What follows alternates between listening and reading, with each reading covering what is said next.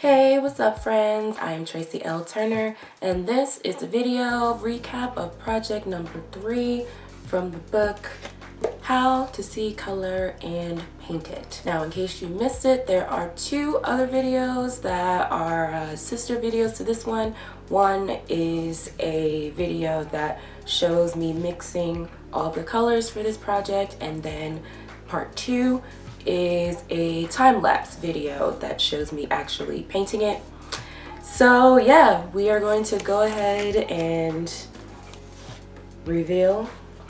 Voila, this is the finished project.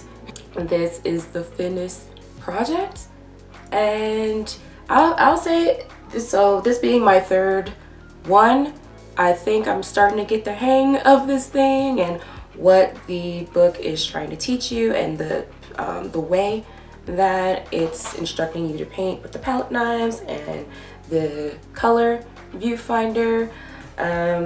This one, I think it's pretty successful. I mean, it looks like a green cube, but obviously there are some color variations there. But yeah, so the key to this project was how red or how green can turn red or basically be influenced by red. And so specifically the area of interest I think was this piece here, because in the setup, which I'll show a picture of, in the setup, if you have it set correctly, this red wall there kind of reflects a little bit, kind of influences this side of the cube and makes that green super warm. And the trick was to be able to match that, and by doing that, I mean, these projects are to help you not only see color accurately but also be able to describe it more accurately. So when you look at something like this or in your setup and you're seeing you're seeing green overall, right?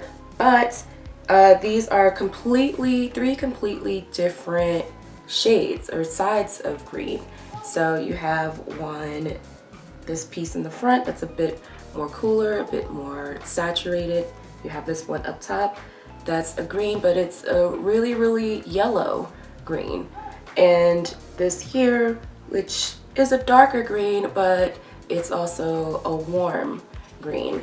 And if you did the preliminary exercises, the color mixing exercise and the color wheel, I definitely suggest that you do those before you jump into the book, even if you are already a seasoned painter, just because I mean it helps you just kind of revisit the concepts of how color interacts, how these paint colors interact, and the lessons from that will set you up in these in the projects that follow.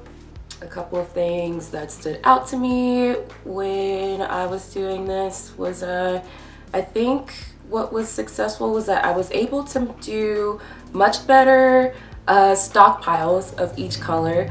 You definitely have to keep in mind your portions, and you will have much greater success if you mix enough of each color ahead of time.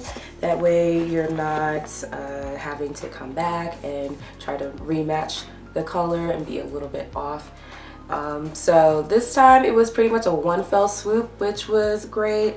I think even my color matching is starting to improve a little bit using the little color view finder. And I think even composition wise it's a little more it's a bit more successful, especially compared to the very first one that I did. And yeah, so I definitely think that you should check out the other 2 videos that I did, part 1 and part 2. And I don't think that I'll be doing that for each project, but I wanted to have those available to give you an idea of how to approach these projects. So yeah, I think that is it for this. Just checking off project number 3 on the list. Thank you for joining. If you have any questions about the book, How to See Color and Paint It, please let me know in the comments below. I will leave a link to purchase the book if you would like to follow along with me. I'll also leave a link to the full playlist of these videos that are chronicling these projects, and I'll also leave links to the previous videos for this project, part 1 and part 2. So if you missed out on those, you can go ahead and revisit that and see how I painted this and how I mixed the colors for this project.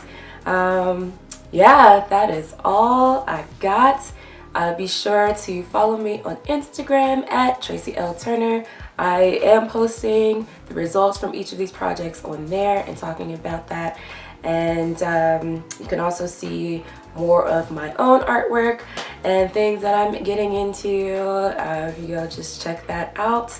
And if you want more examples of painters that are also following this book, definitely go check out the hashtag How to See Color and Paint It. There are several really good examples, several really good successful executions of these projects, and I think they can be really good references if you are stuck on something or just kind of want to see how someone else did theirs. So yeah, definitely go check it out. Thank you for joining me today, and I will see you in the next one. All right, have a great week. Bye.